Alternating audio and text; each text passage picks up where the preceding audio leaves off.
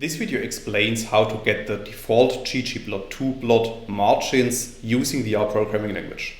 So without too much talk, let's dive into the R code. In this video I will show you a very quick way how to do that, and first we need to install and load the ggplot2 package, as you can see in lines 2 and 3 of the code.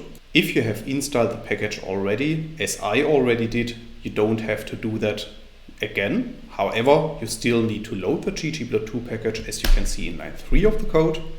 And then in the next step, you can apply the theme get function.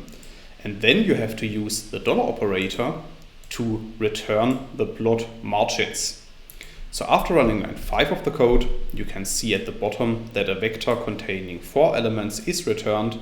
And as you can see, each side of our ggplot2 plots has a margin of 5.5 points.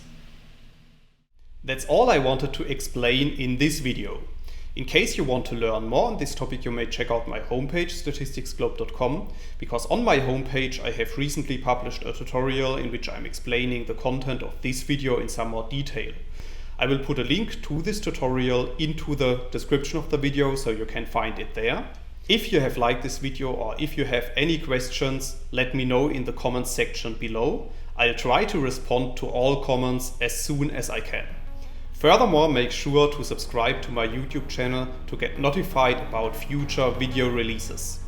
I have already published about 500 videos on this channel, and I'm releasing new videos on a daily basis. Thanks a lot for watching. See you in the next video.